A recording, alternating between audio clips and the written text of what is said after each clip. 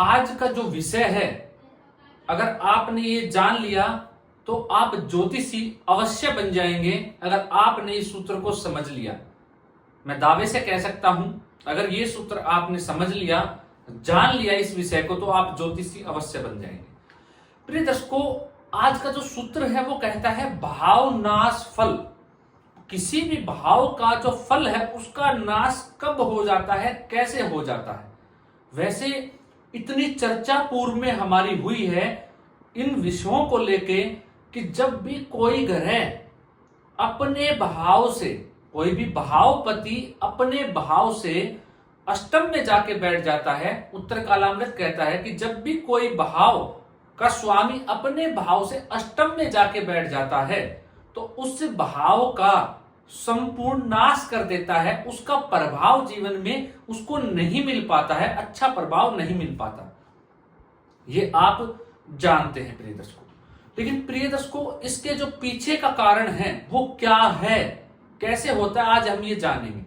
आपके सामने इतनी कुंडलियां आई होगी, या आप स्वयं जब जन्म कुंडली का अध्ययन करते हैं, अपनी कुंडली का कर रहे होंगे, तो आप देखते हैं कि वाव, इसमें तो बहुत सारे राजयोग है कुंडली के अंदर।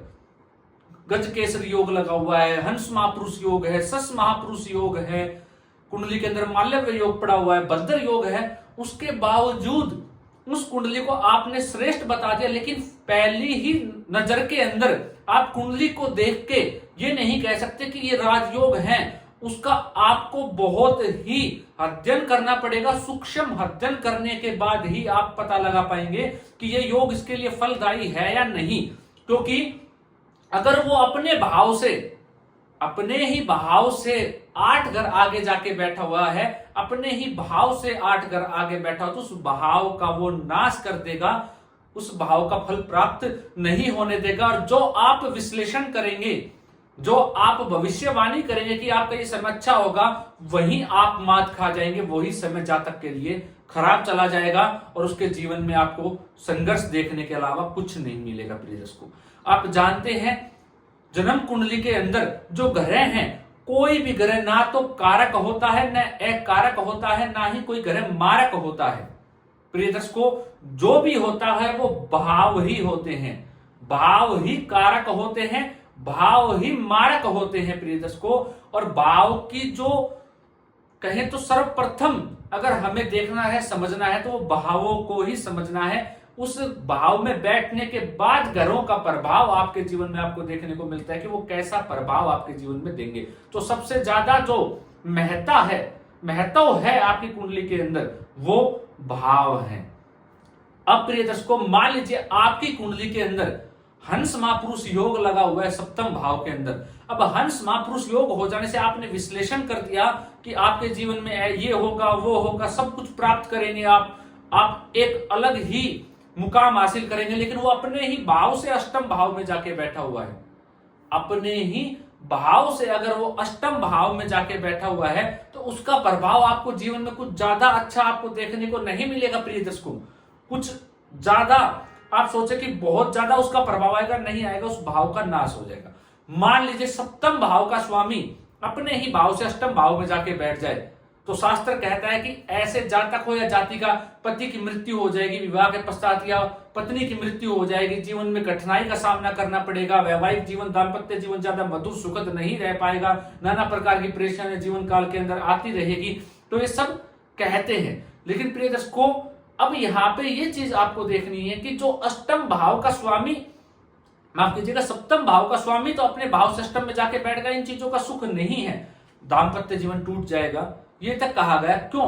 पहले दाम्पत्य होगा। अगर किसी शुभ ग्रह की दृष्टि उस भाव पर पड़ जाए तो जीवन के अंदर खींचातानी से उसका वैवाहिक जीवन चल जाएगा, टूटता टूटता रह जाएगा। क्या कह रहा हूं?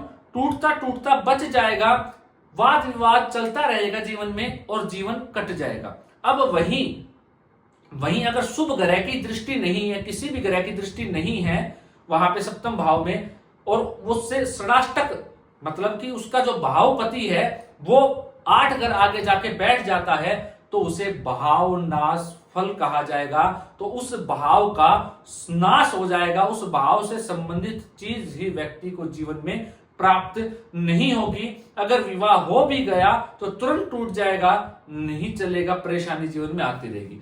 अब मान लीजिए लाभ भाव का स्वामी अपने ही भाव से अष्टम भाव में जाके बैठ जाता है, अपने ही भाव से षडाष्टक योग बना लेता है, तो आपको जीवन में लाभ के लिए बहुत ज्यादा संघर्ष करना पड़ेगा। जीवन में संघर्ष की मात्रा बढ़ जाएगी और उस लाभ को पाने के लिए, जो लाभ आपको आसानी से हो सकता था, उस लाभ को पाने के लिए आप निरंतर उस संघर्ष को करते रहेंगे प्रिय दोस्तों। अब वहीं पे किसी शुभ ग्रह की दृष्टि पड़ जाए तो लाभ तो आपके पास होगा, लाभ तो आपके पास आएगा नो डाउट, लेकिन उस मात्रा में नहीं आएगा जितना आप संघर्ष कर रहे थे, जितना आप संघर्ष कर रहे थे। अगर किसी शुभ ग्रह की दृष्टि नहीं है तो लाभ आने के ही लाले पड़ जाएंगे, लाभ आएगा ही बड़ी मुश्किलों से। और शुभ ग्रह की दृष्टि है तो लाभ आ जाएगा, लेकिन उतना नहीं जितना आपने संघर्ष किया। तो दोनों ही चीजें आपको समझनी पड़ेगी। तो कुंडली का जब भी अध्ययन करें तो आप ये चीज अवश्य देखें कि कौन सा ग्रह अपने भाव से षडाष्टक योग में जाके बैठा हुआ है। अब उदाहरण से समझिए, मान लीजिए यहां पे कई सूत्र लागू हो जाएंगे, आपके दिमाग में कई चीजें जाएंगी, क्योंकि आप ये योग भी जानते हैं अगर पंचम भाव का मालिक दशम में बैठा हो तो श्रेष्ठ राजयोग है। तो यहां भी अपने ही भाव से अष्टक में छठे भाव में जाके बैठा, मैं 8 भाव कह रहा हूं। कोई भी स्वामी मान लीजिए दशम भाव का स्वामी जाके पंचम में बैठ गया, दशम भाव का स्वामी जाके पंचम में बैठ गया, तो अपने भाव से 8 भाव आ गए। लेकिन ये शास्त्रों में इसे राजयोग कहा गया, केंद्र त्रिकोण राजयोग बताया गया।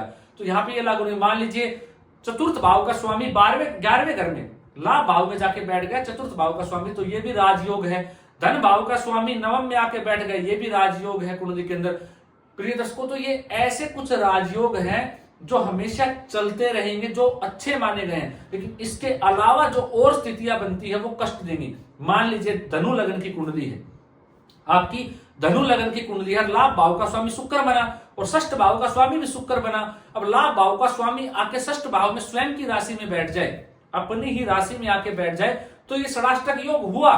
तो यहाँ पे लाभ जो है आपका प्रभावित होगा, लेकिन शुक्र को यहाँ षष्ठ का दोष नहीं लगता। शुक्र यहाँ पे बैठ के श्रेष्ठ प्रभाव देते हैं षष्ठ भाव के अंदर। तो मैंने बताया कि भाव आपको देखना है कौन सा, भाव की महत्ता ज्यादा है। और जब भी कोई ग्रह अपनी दूसरी राशि में जाके बैठता है तो जो उससे दूसरी राशि होती है उस भाव में बल डाल देता है, उस भाव उस राशि को ज्यादा मजबूत कर देता है। तो यहाँ पे लाभ की कमी आपके जीवन में नहीं होगी। हाँ, आपको रोगी बना देगा, कष्ट देगा, आपको रोगों से जूझना पड़ेगा अपने जीवन काल के अंदर। जहां आपका जो पैसा कमाया हुआ है वो साथ साथ वहां लगता रहेगा। अगर वो किसी शुभ ग्रह से दृष्ट नहीं है तो और पाप ग्रह से हो गया तो आपका कमाया हुआ धन तुरंत चला जाएगा, लेकिन लाभ आपके पास आता रहेगा। लेकिन लाभ आने से जो धन की बचत वो बचेगी भी नहीं प्रिय दर्शकों। तो ये परेशानी देगा। लेकिन यहाँ पे वो अपने भाव को मजबूत कर रहा है, लाभ भाव को, तो श्रेष्ठ प्रभाव देगा। और किसी मान लीजिए गुरु ग्रह से केंद्र में बैठ गया शुक्र उस समय, या लगन से केंद्र में लग्नेश की दृष्टि पड़ गई, तो इस समय गुरु की दृष्टि पड़ गई, तो इस दौरान जो शुक्र ग्रह है वो ही आपके लिए मार्ग खोल देगा लाभ के, और लाभ की कमी आपके जीवन में नहीं होने देगी। लेकिन मैंने क्या कहा, भाव नाश, लाभ का नाश अष्टम भाव में अपने जाने से। लेकिन यहाँ पे और ज्योतिषीय सूत्र लागू हो गए जो ये कह रहे हैं कि अपने ही भाव से अष्टम में जाने से नाश होगा। लेकिन यहाँ पे दूसरी अपनी ही राशि में जाके बैठ गया, और अपनी राशि में जाके बैठ जाने से दूसरी राशि में बल गया और किसी शुभ ग्रह से दृष्ट है तो बचाव हो जाएगा प्रिय दर्शकों। वो इतना नुकसान नहीं देगा, आपको लाभ ही लाभ देगा। अदरवाइज इसके अलावा कोई परिस्थिति बनती है कि कोई भी ग्रह अपने भाव से अष्टम में जाके बैठता है तो उस भाव का नाश कर देता है। इसीलिए प्रथम नजर में आप कुंडली का विश्लेषण नहीं कर सकते। अगर आप इन चीजों का ध्यान रखेंगे, इन चीजों को अपने दिमाग में रखेंगे, तो आप एक अच्छे ज्योतिषी बन सकते हैं, एक अच्छे कुंडली अध्ययन का कार्य आप कर सकते हैं अपने जीवन काल के अंदर। आज के लिए इतना ही प्रिय दर्शकों, इजाजत दीजिए मुझे। आपका सवाल है कमेंट में डाल दीजिएगा।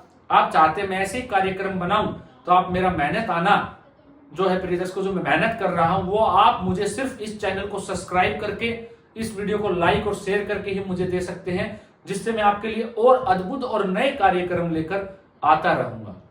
आज के लिए इतना ही।